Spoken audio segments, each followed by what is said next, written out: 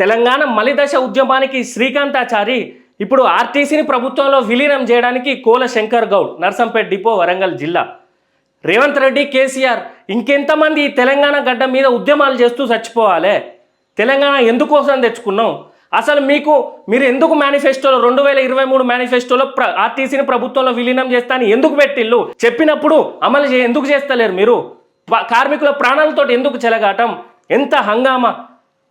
కోల శంకర్ గౌడ్ నర్సంపేట్ డిపోల మనోవేదనకు గురై ప్రభుత్వంలో విలీనం చేస్తలేరని సమ్మెలో భాగంగా మనోవేదనకు గురై అతను పెట్రోల్ పోసుకొని తగలబడితే అక్కడ నర్సంపేట హాస్పిటల్ తీసుకుపోయి ఆ నుండి వరంగల్ ఎంజిఎం హాస్పిటల్, అక్కడ మెరుగైన అక్కడ వైద్యం సరిగ్గా లేదట. వీళ్ళ దరిద్రపు మాటలు చూడండి. పొన్నం ప్రభాకర్, ఆడ కలెక్టర్, ఎస్పీ మెరుగైన వైద్యం కోసం వరంగల్ నుండి హైదరాబాద్ డిఆర్డిఓ అపోలో హాస్పిటల్కి తరలించి వీడికి వచ్చేసరికి ఆయన పానం పోయింది. గంత పెద్ద వరంగల్, హైదరాబాద్ తర్వాత వరంగల్ పెద్దది, ఎంజిఎం హాస్పిటల్ కన్నా పెద్ద హాస్పిటల్ చూపెట్టుర్రి, అక్కడ మెరుగైన వైద్యం లేదట. అంటే మీకు సిగ్గుచేటు కాదా? అదేమన్నా బ్రెయిన్ స్ట్రోకా? తెలివని ఏమన్నానా? నిప్పంటుకుంటే మీకు మెరుగైన వైద్యం వరంగల్, అంత పెద్ద ఉమ్మడి వరంగల్లో నీకు హాస్పిటల్ లేదా? మెరుగైన వైద్యం లేదా? అది కూడా మీకు సిగ్గు లేదు. మీ బతుకులు ఇంకెంతమంది చచ్చిపోవాలి ఈ గడ్డ మీద? హంగామా చేసిళ్ళు. నాకు డౌటే, ఇతను వరంగల్లోనే చనిపోయేలా ఉన్నాడు. అక్కడ వరంగల్ హాస్పిటల్ ఎంజిఎంలో చనిపోతే మొత్తం తీవ్రంగా ఉద్యమంగా మారుతుంది ఇది అని చెప్పి నాంచడం కోసం మీరు ఇటు హైదరాబాద్ పంపించి హుటాహుట్టిన 3 గంటలకు 4 గంటలకు అక్కడి నుండి మళ్ళా వాళ్ళ నర్సంపేటకు సంబంధించి వాళ్ళ గ్రామానికి పంపించిళ్ళు డెడ్ బాడీని. ఇదంతా తెలిసి కావాలని ఈ ఉద్యమాన్ని నీరుగార్చాలని, ఆర్టీసీ కార్మికుల సమ్మెను చేసేలా చేయాలని చెప్పి మీరు డ్రామా చేయలే? సిగ్గుండాలే మీకు. వస్తారు 16-10 మంది కూర్చుంటారు క్యాబినెట్ మీటింగ్ అని చెప్పి కూర్చొని మంచిగా పల్లి బఠానీలు తినుకుంటా నీకు ఆర్టీసీలో విలీనం చేస్తా అన్నది నువ్వే, నీ మేనిఫెస్టోలు రాసి నువ్వే, మీ మంత్రులందరూ కూర్చున్నారు కానీ నా ప్రెస్ మీట్లో సిగ్గులేదా మీకు? మీరే కదా అప్పుడు మేనిఫెస్టో ముందు అందరి ముందుకు వచ్చి మైకులలో ఓట్లు అడగడానికి అడుక్క తీయడానికి వచ్చారు కదా అన్నాడు. ఇప్పుడు ఎందుకు కూర్చున్నాడు? విలీనం చేస్తా అన్నది మీరు ఎందుకు చేస్తలేరు? పిఆర్సీ గురించి ఎందుకు ఆలోచిస్తలేరు? సంఘాలు ఎందుకు పెట్టుకుంటలేరు? సంఘాలు పెట్టుకుంటే కార్మికులకు శక్తి వస్తుందనా?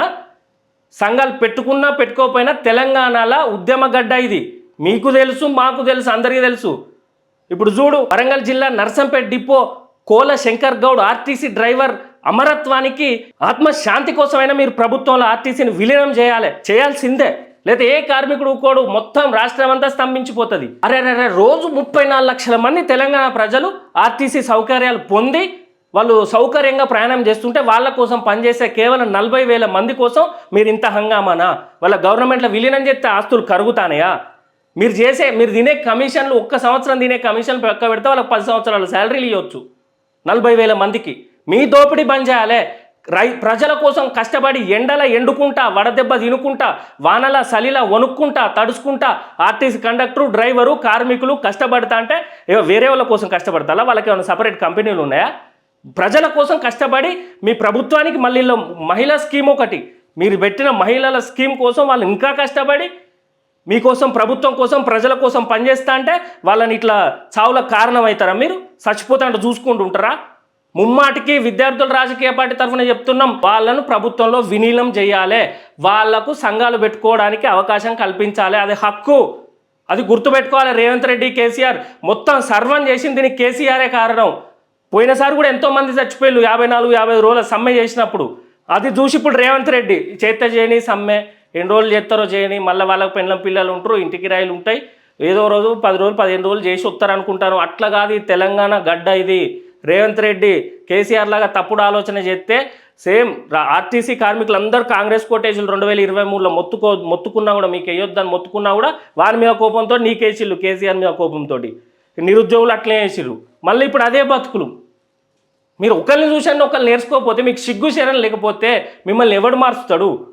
ముఖ్యమంత్రి హోదా మీకు వచ్చింది, జీవితంలో ఒక్కసారి వచ్చే హోదా. ప్రజల కోసం సేవ చేయాలి కానీ తిని ఎన్ని కోట్లు, ఎన్ని వందల వేల కోట్లు తిని ఏం చేస్తారు? బంగారం తింటారా మీరు? అరే ఆర్టీసీ కార్మికులు 40,000 మంది ప్రభుత్వంలో విలీనం చేస్తే అయిపోతుంది. 40 లక్షల మంది ఉన్నారా మీకు ఏమైనా గవర్నమెంట్ మీద బర్డెన్ పడ్డానికి? 40,000 మంది అయ్యా. ఆల్రెడీ ఇప్పటికీ outsourcing, contract, private employees, private డ్రైవర్లు, ప్రైవేట్ కండక్టర్లు ఉన్నారు కదా. ఎప్పుడో వచ్చిన వాళ్ళకన్నా వాళ్ళ గవర్నమెంట్లో విలీనం చేయాలి కదా రేవంత్ రెడ్డి. లేకపోతే ఏం లేదు, 2028లో నిన్ను కూడా ఖతం చేస్తారు ఆర్టీసీ వాళ్ళు. అది గుర్తుపెట్టుకోవాలి. కోల శంకర్ గౌడ్ మరణానికి వాళ్ళ కుటుంబానికి అతనికి కుటుంబం సొంత ఇల్లు కూడా లేదు, లేదా వాళ్ళ బిడ్డ ఇంటికి తీసుకుపోయారు, బిడ్డ అల్లుడు కలిసి తీసుకుపోయారు. వాళ్ళ కుటుంబానికి ఆదుకోవాలి. అదేవిధంగా ఆయన మరణం అతని ఆత్మ శాంతించడం కోసమైనా ఆర్టీసీని ప్రభుత్వంలో విలీనం చేయాలని విద్యార్థుల రాజకీయ పార్టీ గట్టిగా డిమాండ్ చేస్తుంది. జై హింద్, జై తెలంగాణ. కోల శంకర్ అన్న అమర్ రహే.